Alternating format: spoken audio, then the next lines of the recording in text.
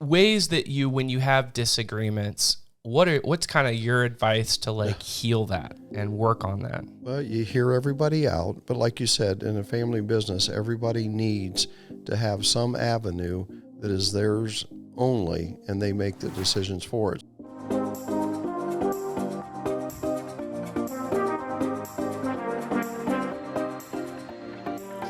Hey everyone, my name is Ethan DeLeon, and I'm here with our founder and CEO of Small Nation, Jason Duff. Today we have a very special guest who happens to be Jason's father and president and CEO of Ohio Ready Mix and the vice president of Duff Quarry, Scott Duff. We want to welcome you to the Small Nation podcast, where we share some of the valuable lessons with what we have learned about entrepreneurship, real estate, economic development, and more. The point of this podcast is to create value for you, the listener, and to create a space to learn, talk about what's trending, and inspire others. Thank you, Ethan. Dad, welcome to the show. I'm glad to be here, guys. Now, I have to say, when I first said, Dad, like, I'd like you on the podcast, he's like, well, what's a podcast? Yeah. And that's okay, because I said it's this radio show that is a new way of delivering content that is sharing advice and stories, and there's kind of no one better to understand the mind of like how all this began than talking to people that created you. So it's great to have my dad on the show today. And, I think, jumping into when I meet other people, one of the things I like to do is understand who their thought leaders are, like who are the people that inspired them to do what they do, and what are the reasons why behind it. And family business is something that has come up in a number of conversations when we go to towns and communities. There are these families that have maybe started companies, could be the big company town business, and oftentimes those businesses go out of business. Those businesses have transitions, meaning that there are family members that disagree, and sometimes, no way. Yeah, I mean it's just. I think being real and raw about how important and valuable free enterprise and free market is to building towns and communities, but really understanding more of the personal stories behind it. So I'm just excited to have you on the podcast today. So to give some listeners some perspective, tell us about the Duff family and really from your eyes and perspective when the idea of starting businesses began. Good question. I can go back to when my grandfather, Elder Duff, and my dad, Jim Duff, they were in the trucking business during the day, and they trucked stone for Western Ohio Stone out of Westminster and also out of Huntsville. Well, not only did they do the trucking during the day, then they started another business at night. They started the Elder Theater. It was one of the first motion picture theaters in Jackson Center. They actually built the building. They made the concrete block that they used for the building. But I can remember my dad telling me that on Saturday nights, people were lined up around the block to watch Roy Rogers, Dale Evans, and the tickets sold for 25 cents for adults and 10 cents for students. Wow. Well, he also had a popcorn machine that he sold a bag of popcorn for 10 cents, and I believe he made more net profit out of the popcorn machine than my grandfather did out of the movies. They actually, MGM would send someone at the movie theater and count the number of people that would come into the theater, and that's how MGM would then get paid. So, they started, like you say, very early in my life. I always remember them working all the time. My father started the Quarry in 1956 along with my grandfather. And the way that happened was Western Ohio Stone was on the west side of 117, and the farm on the opposite side come available for sale. And they thought if there was stone on one side, there might be stone on the other side of the road, which turned out to be true. That's where we're actually mining the stone today at the Quarry. We have over 200 acres, and we're mining over 100 acres at 70 feet deep. So it started out as a very small operation, and now we're producing between 600 to 700,000 ton a year. So, the lineage of that. So, is mentioning that Elder Duff. So it would be your grandfather, my great grandfather. Started literally having a dump truck and helping people move, sort of moving service. So like he would listen to customers and whatever that they needed moved or picked up or delivered, like he would do that. But, when you get bit by the entrepreneurial bug, and I think that's kind of how he was, he meant, my dad mentioned that he worked all the time. That was his love language. And so imagine in wartime, in 1941, I think it was 41, the theater just celebrated a significant anniversary, starting a theater right when the Japanese dropped the bombs. That's true. And how the uncertainty of that time, still having the courage to start that business in Jackson Center. And then later, like you said, the quarry actually picking up limestone and delivering it to neighbors and communities and farms. But the Western Ohio stone location was out of reserves or deposits. So meaning, imagine you own dump trucks, and then the place that you pick up stone, it's going to run out. What happens to your business? Yeah. Not good. But he had the fortitude, the courage, and really didn't have the money at the time to like buy the farm across the street, but he found a way to do it. And so those kind of that DNA, then the vision became of C.E. Duff and Son was the company. So Clayton Elder and his son James founded, father-son, found the business. And James had 2 boys. So you have my dad, Dave, Scott, and brother Dave. You guys came along. So when you grew up, what was family life like for you? Well, I spent a lot of time as a toddler. When I say toddler, 4 to 6 years old, there at the quarry, riding the loaders and being in the dump trucks.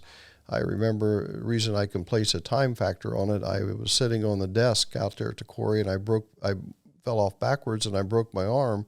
Well, my grandma, Claire, she was the scales master at the time. She didn't rush me to the doctor's office. She reset my arm, and to this day, I can remember the bone was not sticking out of my skin, but it was protruding it, and she pulled it and set the arm. Geez. And I thought, so I can remember that. I was in kindergarten. So in a family business, it's not if you're going to go to the business, you assume you are going to be part of the operation. So you look at the different jobs.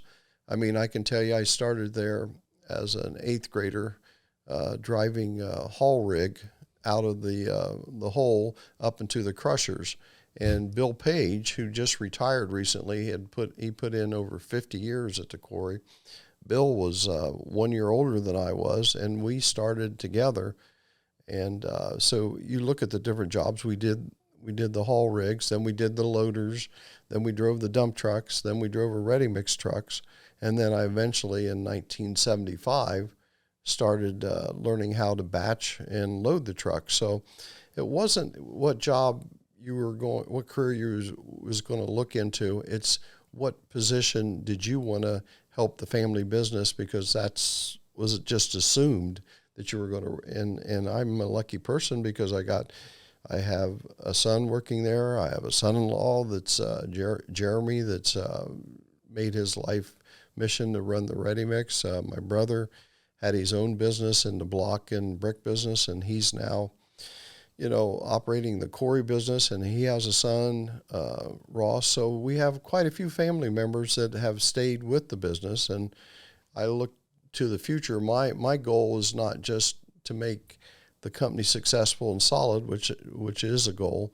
but it's also to make an opportunity for, I have grandchildren coming up, and to me, a home run would be, seeing that I have 5 grandchildren that either them or their spouses want to keep the company going, because it's something I've committed 50-some years to. I'd love to see it continue. Yeah, it's your legacy. And I think that word legacy is something that comes up a lot. I think what you hear from it's not about, money, we talk about this in the podcast, money and energy are the same thing. That's the fuel, but it's the reason why we do the things we do. Yeah. And whether you call it normal or weird, Dad said, people in family business, that's actually where you spend your family time. I mean, your evenings you talk about business, and that's my significant other, when he started attending some of our family gatherings, it was somewhat unique for him because he kind of equated it that it's like attending a board meeting because he was never exposed to that. And I think for people that it's new to them, we enjoy what we do so much. It's like a combined common goal to something that's a shared experience that we can work to build together. And I think, going back, I want you to go back in the time machine to say, you had been working at the Quarry. At the time, we were just selling limestone and sand and gravel. But the opportunity came to, today the title that you have is that you are president and CEO of Ohio Ready Mix. Right. Ohio Ready Mix was just new right about the time that you were, stepping into adulthood of graduating high school. Yes. The way that Ohio Ready Mix got started was there was 3 ready mixes. There was called Logan Ready Mix. They had a plant in Bell Fountain. They had one in Huntsville, and there was also one in Wapakoneta. Well, they were pouring on Detroit Street. There was a big bridge that went over the railroad right up here in Bell Fountain. Logan Ready Mix was pouring it, and a thunderstorm come up, knocked their electricity out. And back then, they did not have a generating set big enough to run the conveyors or batch the ready mix out. So the bridge pour went south, went sour, and they had to stop the pour. Well, the contractor, even though it was an electric storm, act of God, they sued the ready mix, Logan Ready Mix, and they were awarded over $100,000 in damages. And back in 1970, $100,000 would be probably equivalent to $1 million today. So Logan Ready Mix went out of business. They basically, went, bankrupt, and so those companies were available. And my dad looked at it and was talking to me.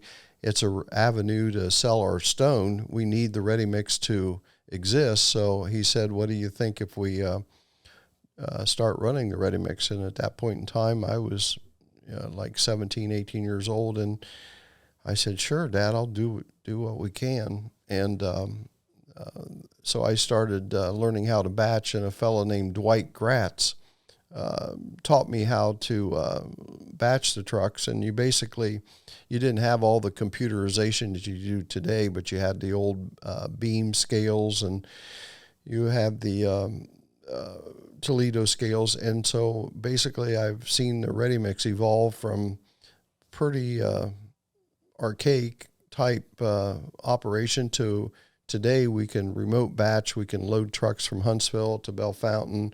We can dispatch trucks in Marysville, and we're covering an area from Columbus to Lima. So I've seen our company evolve and grow, and to me that's been one of the most exciting things in doing the job that I am doing.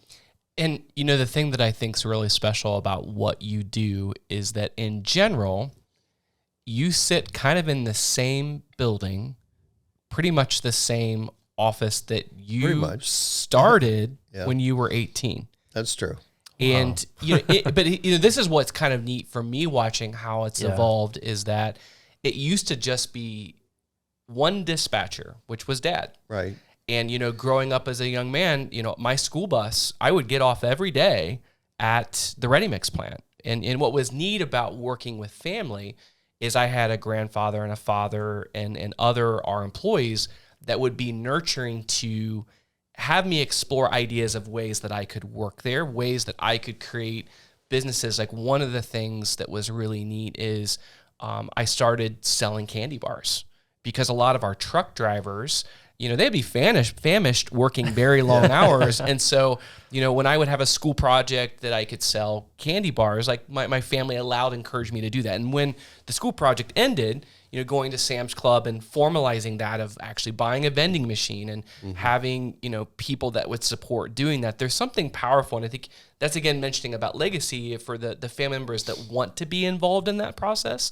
It is a incredible opportunity to learn, and it builds some of those healthy, great habits of drive and passion and hard work and discipline to do that. I agree with you. And like the latest McDonald's restaurant that was just built at Indian Lake, it gives me such joy to be part of it. It was a project that was supposed to last 100 days, and they built it in 110, and they needed concrete deliveries on time, and they expected service, and we gave them the best service we can right through a cement shortage to make their project happen. That gives me great satisfaction in seeing it open.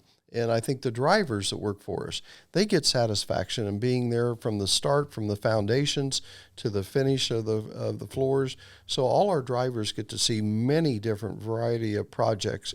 And I'm proud of all the drivers. I mean, I think they all give their 100% effort, and it's exciting to see them be part of things. At every CEO or family that's at the helm, there are these support people that oftentimes are employees, could be advisors, could be accountants or attorneys, but they're part of the team. And the other thing that I think when people look at the Duff family, our success is only because of the support family members that were around us. And so if you go back in time and think to some of those people, who are people that kind of come to mind, and what kind of things did they do? Well, I'll go back to probably the top of my list would be Harry and Bill Page. Father and son. Father and son. Father and son. And then there was Duster Collins, that basically he was right beside me for 20 years, and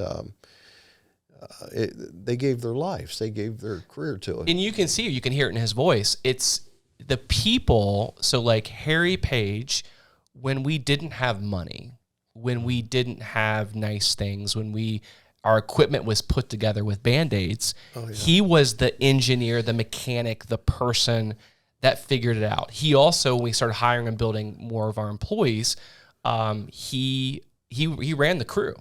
And then when his son came along, which was a few years younger than Dad, what was really neat. Yeah, Bill's 1 year older than me. So. Well, 1 year older. Okay, so in your age group, not only did we have Dad, we had son, we had another son, like the whole Page family, and that's we shared. And again, as Harry is passed on, but like the thing about when you read these obituaries and the pride that they took, it's kind of a two-way street, because they also got to be a part of that success and that journey too. But I think every successful family business, it's not just the people at the helm, it's also the support characters and the loyalty, the hard work, the ingenuity of locking arms with the entrepreneurs. Because you need people that will be at the point, that are lightning rod the heat, but you need those support actors behind them. And we have that now. I mean, I don't want to name a lot of names, but at the Quarry, you got Jacob Purdy that gives his life, and in Marysville plant, you got Chris and Eric. I mean, but prior to them, it's the Scott Halls of the world. We could go around. I could go around and name a whole bunch of people, but and you talk to people in the Indian Lake region, and a lot of them used to work as dump truck drivers. They worked as loader operators. I mean, they all have a connection where as they were growing up, and that's what takes a family business. That's how it's going to succeed. And like you said, Jason, I hope that you're the fourth generation, you and Ross, and I hope that. So the statistics are not good. Okay. No, I'm just saying. Like, I mean, for us, I agree. I hope we do. But let's just speak generalization.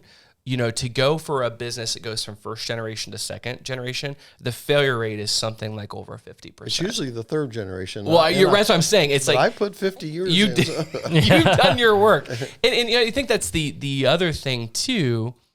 Painting the picture of sacrifice. I mean, being honest, you probably in terms of your life, vacation time, probably as we were growing up, maybe took a week vacation a year. In the wintertime, it slows down. But when you're in a community and you're involved in the community, you're basically working 24/7, because when you're out in the public and you see someone at a grocery store, a restaurant, things like that,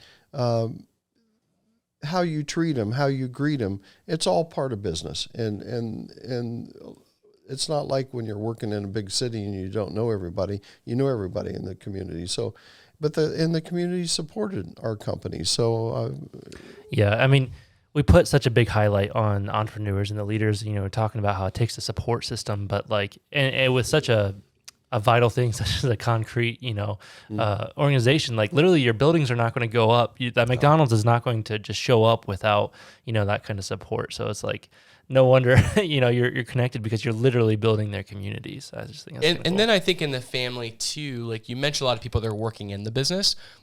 There's also the actors of those, the significant others that are supporting the entrepreneurs in the business. Because truthfully, when you work, Dad, I mean, I'd say on average, growing up, you would be up because in concrete pours, some of them start at 3, 4 in the morning. You were up early in the morning, and then maybe you would be lucky to get home at 5 o'clock.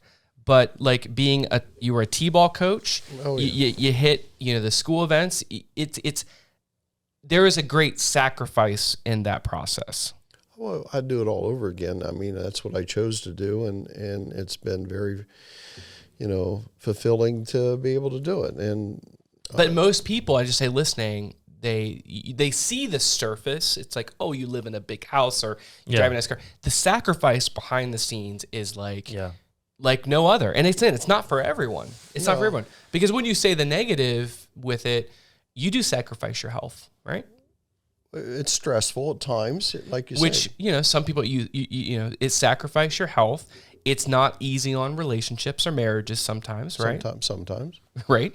And so I think that's the flip side of this is that, I'm so thankful to be in the family and to have these opportunities, but it also allows you to kind of figure out what's going to work for you and what's not going to work for you. And let's just speak to that a little bit. Tell me, in families, you have lots of personalities. Mm-hmm. You do. And you're not in a family business. We have a very diverse group of family members. True. But I think everyone wants everyone to win. It's different ways that we approach doing that. Everybody is pulling for the same thing, for the companies to be successful.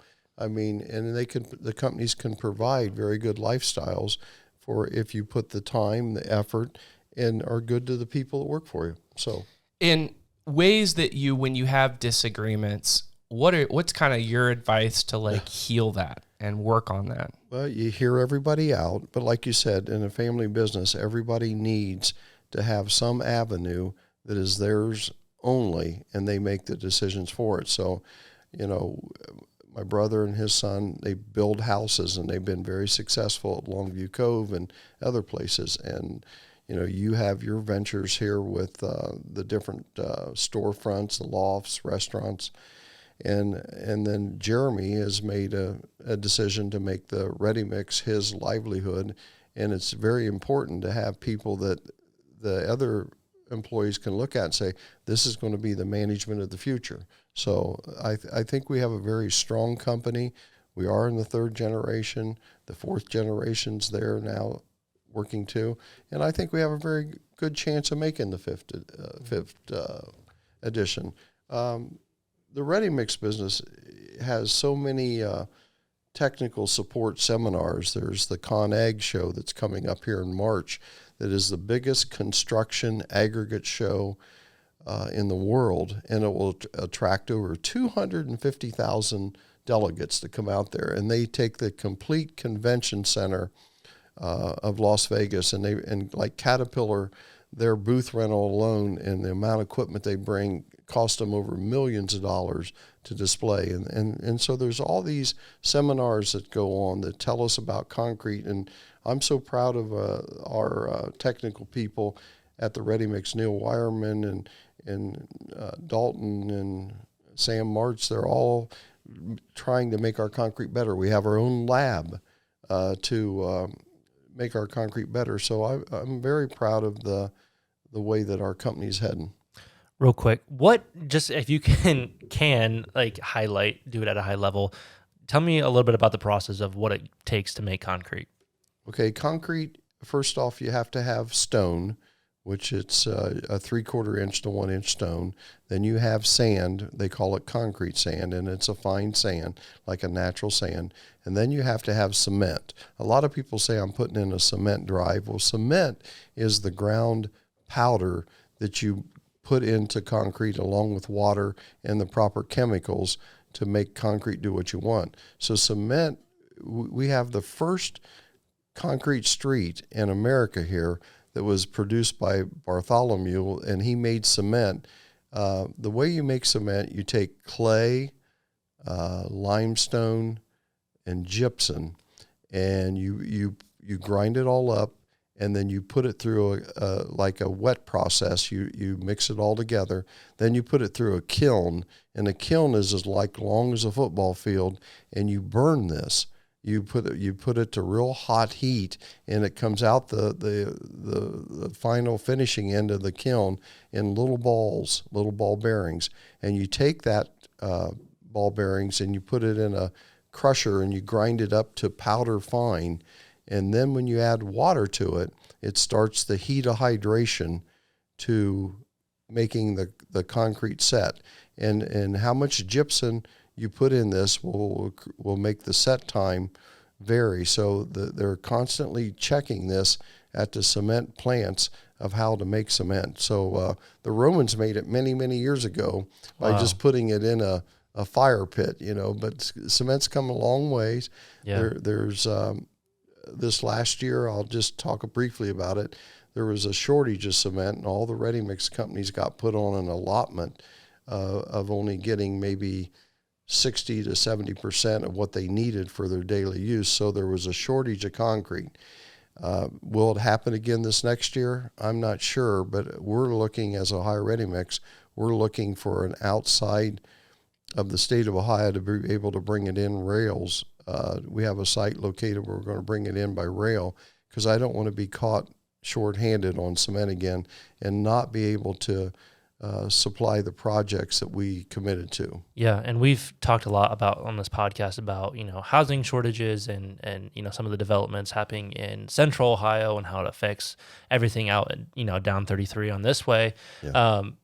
How can you speak to supporting some of that through the shortage and going forward? I think here in Central Ohio we're going to have a construction boom for the next 5 to 10 years. You have in New Albany, everybody ought to take a trip over there on Saturday or Sunday next year and see all the construction that's going to take place for Intel. It's going to be huge. They need over 7,000 construction workers just to get the project rolling and just to organize that many. But so with all that coming into the area, all the new warehouses that will be needed, housing will be needed. We provide concrete for Fisher Homes in the Hilliard, Powell, and Dublin area. And I was showing it to Jason earlier. They had projected they would sell 460 homes just last year. And next year, they have projects for 500 homes, 700 homes. The home building business is going to be phenomenal. And so if anybody, young person, male or female, that wants to learn about construction, plumbing, drywall, the trades are hot. The trades are hot. Yeah. I mean, those jobs are going to be there, and they're going to be very good paying jobs. Yeah. So I'm excited for the next 5 to 10 years. I think Ohio will be a hotbed for construction. Yeah, no, that's great. I think you have a really unique perspective of seeing, all that happening. And so I appreciate you sharing that. You're welcome. What, when you think of the ways that Ohio Ready Mix and Duff Quarry and family business have impacted the area, what are some of the things that people don't know about the housing developments and industrial parks and other things that you've helped kind of do and spur in the community? Well, back in 1985, my brother Dave and I, we went with Indian Meadows. We put the first street in over there, and there's over 110 lots. It took from 1985, and I think Dave, he finished up selling the last lot about 2005. So it took 20 years for him to sell 100 of the homes. And we made the lots big, maybe a little bigger than we should have. They're about a little over an acre, but that appeals very much to a young family that needs space and playing in the yard. So we did Indian Meadows. We also, over the industrial park over by Honda Transmission, where you have world-class plastics, and you have the knife sharpening place there too. And we put that in, and then you, Jason, put in the self-storage there across from Honda Transmission. Those are some of the projects that we participated in. So if you think about, that's the other thing that, once a family business gets going, there's other ways that they can plug in from an economic development standpoint. And what was neat about renovating, purchasing that property and rezoning it, is that those new projects sold more construction materials. So when you build a new house, they used our products. And so it was like vertically integrating and finding ways to serve the community even more. And there was a period of time that we also operated a lumberyard. We did. My brother, Dick Harmon, and myself started Ohio Lumber in 1985. And we kept it, I think, around 20 years. And we were approached by the Bruns family that has different lumber yards, Pickle Lumber, Shockman Lumber, and they had quite a few Amish crews that would work for them putting up pole barns, and it just looked like a better fit for them because we were wanting to expand into the ready-mix business down into the Columbus market. So you only have so much time to do things, and Doug Bruns has taken it over, and they've expanded Ohio Lumber. It just amazes me where they put up all the buildings. Doubling down on what you're good at, identifying your goals. Exactly. There's also, it is transitions, and, for many years, Ohio Lumber was led by Jeff Ramsey, and Jeff did a great job. Yes. But, Jeff also kind of was looking for new things to do, I think, and it is painful sometimes, like selling something, because there's so much memories and experience and history with that. But I think that has been a great transition to then allow to focus on Ohio Ready Mix and Duff Quarry. So when you look at myself, what my goal in life is Father Time, catches up with you, that you can't always continue at the same level that you're used to. So my goal is to make sure that I have a young staff to take over the Ready Mix, and I'm very fortunate. I've got dispatching, I can name names, Brady, Damon, I've got about 5 or 6 guys that are between 22 and 35, and they're all eager to learn. They're all eager to take on more responsibility. So I think the Ready Mix and the Quarry are both in good hands to continue. This is another thing just you hear in companies, and I think that continuity plan is really important. But you have different lenses at different points in your life. And I'd probably say that's something too that there maybe in our family, at times there can be some friction on, is that, you have someone that has worked really hard to build something and is in more the mentality, let's protect what we have, but we don't have to keep growing. Mm-hmm. And there's a lot of value in that, because we've even been talking, like in the staffing shortages, like we cannot work any harder. We cannot pack anything more in the day. We cannot be any more efficient. And so then it becomes together. You don't want to stretch yourself too thin then, because you're fragile then. But in the same light, as we bring younger people or younger family members into the process, they're growth minded. Mm-hmm. Like they're not in that phase because they still want to prove that they can plant their flag or do their ideas. And I think that's something that you definitely want to have conversations in your organization, your community, whatever that is, because you're approaching it with lenses based on your life experience. Yeah. Well, Jeremy, your brother-in-law, was very initial in getting the Ready Mix to go to the Plain City, Dublin area. And I listened to him, and the decision, we went down there with a portable plant 3 years ago. It's probably been the best decision we've had for High Ready Mix. Now we're getting ready to... Can you pause on that though? When he first brought that up, can you be honest about, were you a little resistant to that idea? Yeah, I said, you sure you want all these new headaches?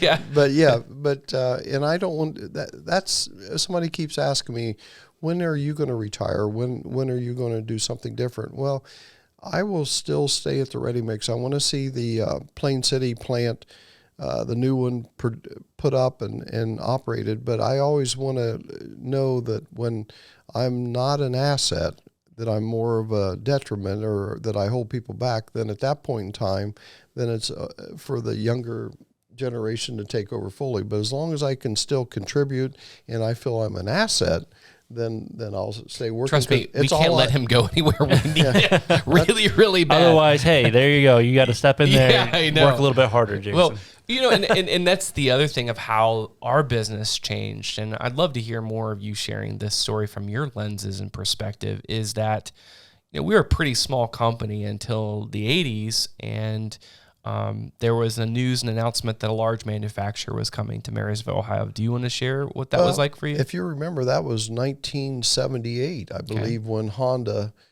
came into the area, and we did the motorcycle plant. We had a plant there at Phil Conley's East Liberty Quarry, and we did the motorcycle plant was the first. And my dad had said, if that motorcycle plant's coming, I think, there's going to be other people follow them to Union County or Logan County, which he said, let's go down and look at this. There was an old house that was for sale out had like 7 or 8 acres. And he said, what do you think we put a different plant? I said, well, let's go for it, Dad. I mean, so we put the plant. Because you were in a growth mindset at that point. And that was in 1978. And just to give some perspective, so this ground was some of the worst farm ground in all of Ohio on old US 33, so between, Bell Fountain and Marysville.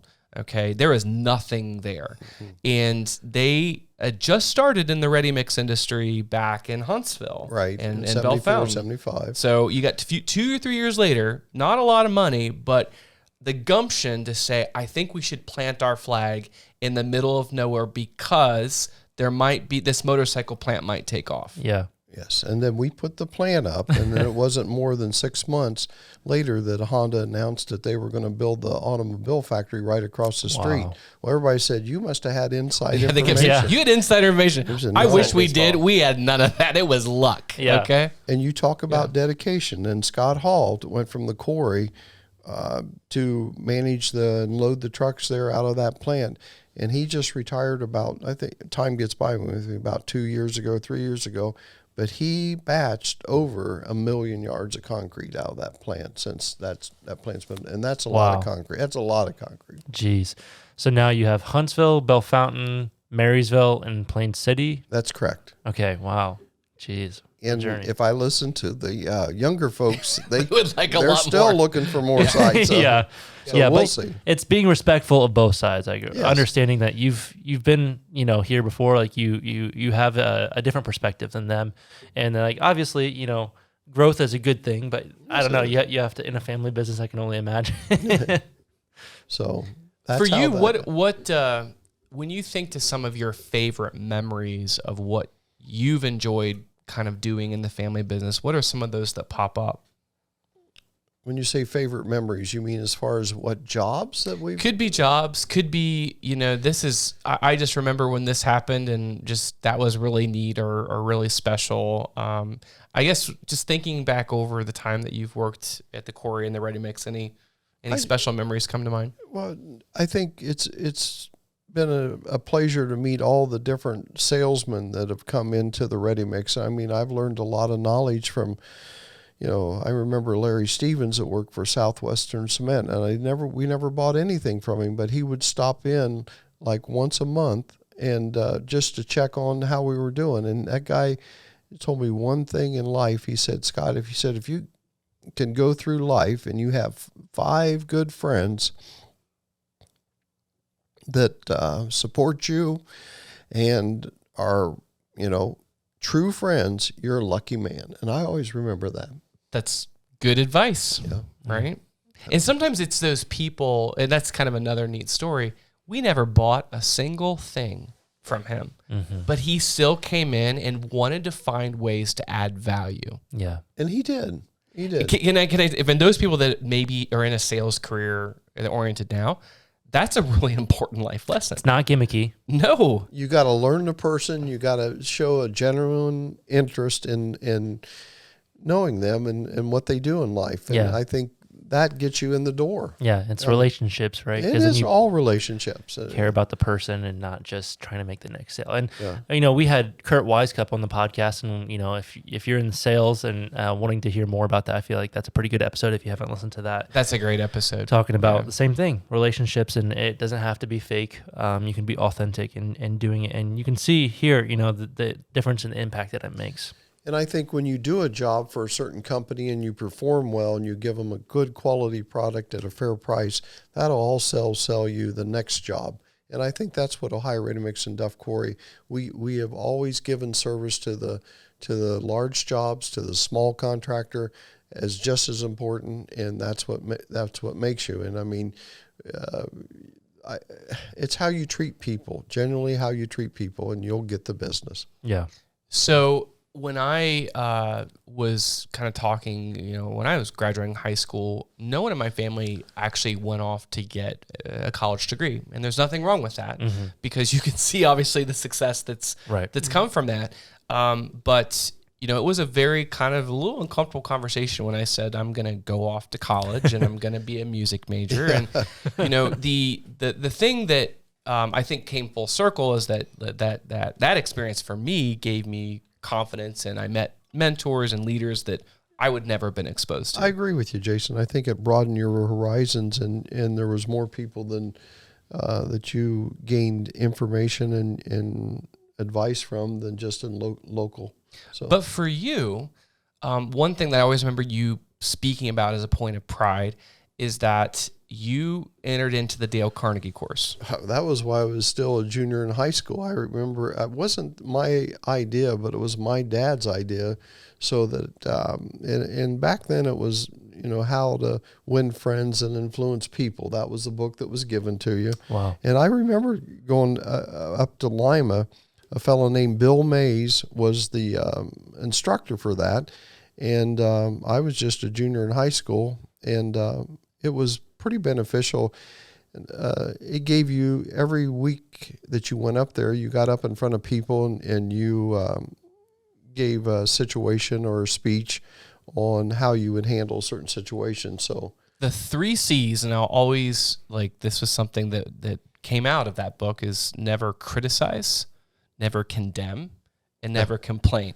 So another golden nugget of advice is if you can just simply remember those 3 C's, you can go pretty darn far in life. Well, I remember when people say, "How are you doing?" You always say, "Terrific," and they wonder what is up his sleeve. That's awesome. Yeah.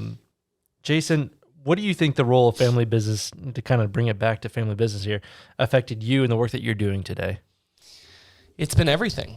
Yeah. I think some of my best memories of family is what we were able and what we still are able to build together.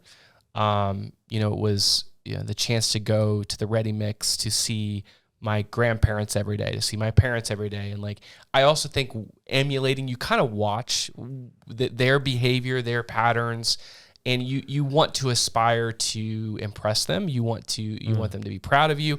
But there's also a little bit of I want to do better. Yeah. How can I take what I've learned and actually do something even greater?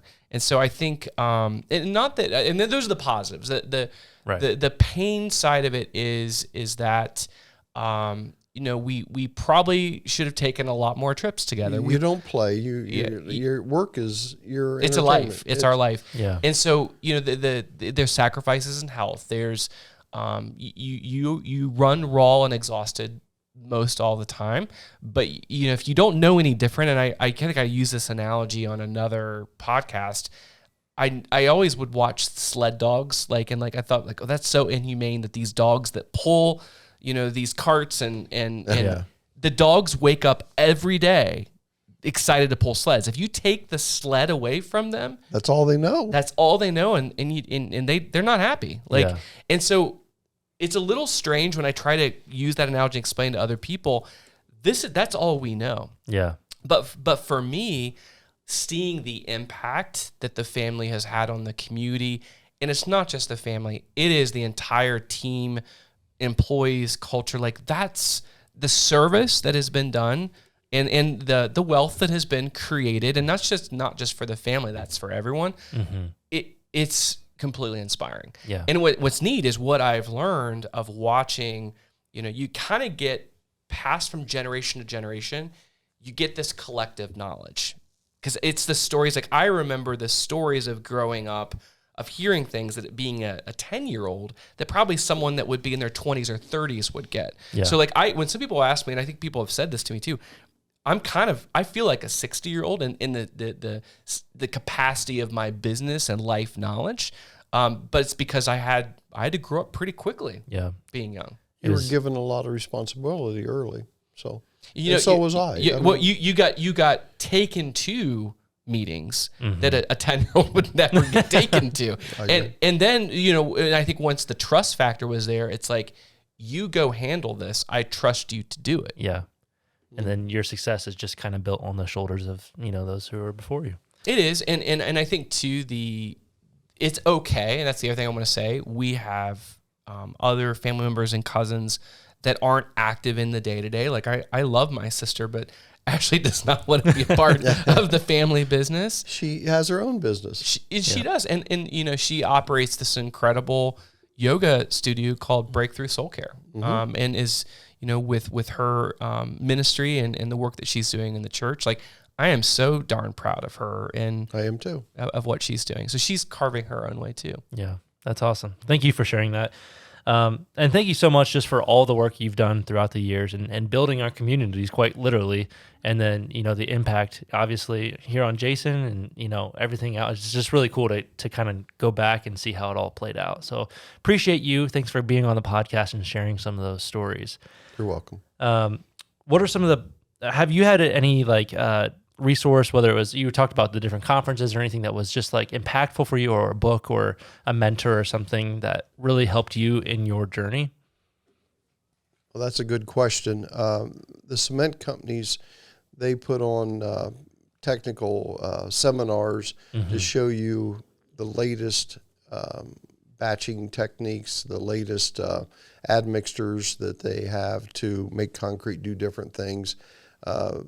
That's pretty helpful. For everyone, I know the listeners are really excited about that. Yeah. But no, in the concrete industry. Really, and truthfully, Dad, the thing that I think is awesome about him is that he's learning on the job every day. Yeah. Yes. The new technology is, I don't want to say I resist change, but I look at it like, oh no, I put a new phone system in this week. He's so excited. And we got all that. kinds of new buttons, So yeah, Jason's right. If everything's working, let's please don't change it. But it seems like it gets changed on me all the time. And then the last thing I want to, does ReadyMix have a website or anything or social media? www.ohioreadymix.com, and we're also on Facebook and Instagram.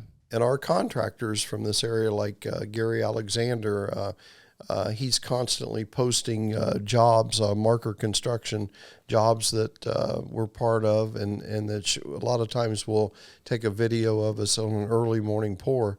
And that's something Jason mentioned. It used to be 6 a.m. was an early morning pour. Well, now the contractors are liking to start at 3 o'clock, 2:30, 3 o'clock. Well, that takes a dedicated crew to stick around till 4 o'clock in the afternoon. That's one thing that we have to get a better handle of, is not ask our employees to work those hours if you don't. I mean, you can't do it all. It wears on them, and I feel bad about that, and we need to get that under control. And for the onlookers, just to be appreciative of those people that are doing 100%, those kind of work. 100%. Yep. Awesome. Well, thank you so much. Jason, you have any final thoughts for us as we close out this episode? I told you it wasn't going to be too bad. No. Thank you, Dad. Appreciate your realness, your honesty, and your mentorship and love. I mean, this has been awesome, and this journey continues to unfold. So I hope people continue to follow us. I had no idea what questions were coming. All right. Well, thank you everyone for tuning in and checking out the Small Nation podcast. You can find us anywhere that you listen to your podcast, including Spotify, Apple Podcasts, and even the Small Nation YouTube channel. I hope you're able to pull some value from that conversation, and we hope to see you in the next one. If you enjoyed it, be sure to leave a like, comment, or a 5-star review to help more people to discover this podcast. Stay tuned to Small Nation on social media to keep up with all the cool projects that are happening here. And until next time, this is Ethan with the Small Nation Podcast signing off. Thanks, everyone.